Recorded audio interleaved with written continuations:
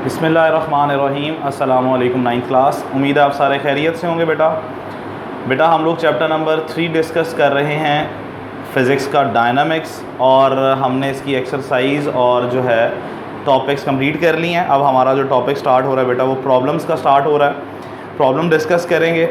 एक दो टॉपिक्स जो हमारे रह गए हैं टेंशन से रिलेटेड, वो इंशाल्लाह हम जल्दी उसको भी डिस्कस कर लेंगे।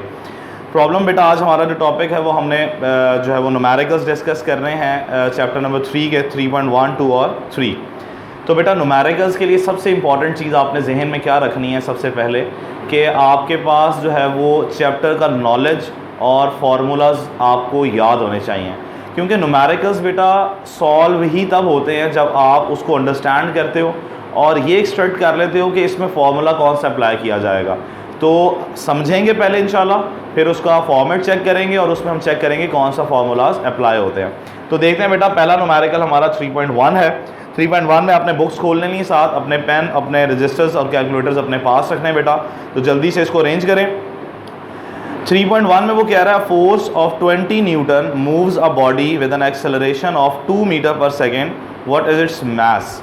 तो बेटा जैसे जैसे वो आपको डाटा गिवन दे रहा है वैसे वैसे आपने क्या करना है, आपने उसको नोट करते रहना है। तो तरीका क्या है, डाटा सबसे पहले या गिवन लिखना है आपने। इसमें क्या दिया हुआ है, अ फोर्स ऑफ 20 न्यूटन। तो फोर्स कितनी है बेटा आपके पास, 20 न्यूटन। उसके बाद वो कहता है with an acceleration of, acceleration कितनी आ गई बेटा, 2 मीटर पर सेकेंड स्क्वायर आ गई। फिर कह रहा है कि व्हाट इज इट्स मास, उसका मास क्या होगा। तो फाइंड क्या कर रहे हैं बेटा, मास। हमने फॉर्मूला पढ़ा हुआ है न्यूटन सेकंड लॉ का, F is equal to M A. तो F is equal to M A formula है। कैलकुलेशन में आ जाएं तो calculation F is equal to M A, हमारे पास जो वैल्यूज गिवन है, पुटिंग द वैल्यूज, फोर्स की जगह पर 20 आ गया, मास फाइंड करना है, एक्सेलरेशन 2 है। 2 इधर मल्टीप्लाई हो रहा है, इधर जाके डिवाइड, 20 डिवाइड बाई 2 किया तो 10, और मास का यूनिट क्या होता है, किलोग्राम्स। तो आपके पास 10 किलोग्राम्स जो है वो बेटा आंसर आ जाएगा इसका। नेक्स्ट न्यूमेरिकल देखें, the weight of the body is 147 Newton. अब आपके पास गिवन बेटा क्या दिया हुआ आपको, 147 आपके पास गिवन है। 147 वेट आ गया आपके पास, वेट ऑफ द ऑब्जेक्ट कितना आ गया बेटा, 147 न्यूटन, क्योंकि भी फोर्स होती है। व्हाट इज इट्स मास, आपने फाइंड करना है मास। यहां पर नीचे उसने एक हिंट दिया है, take a value of G, gravitational acceleration. बेटा ग्रेविटेशनल एक्सेलरेशन की वैल्यू कितनी दी हुई है आपको, 10 मीटर पर सेकेंड स्क्वायर।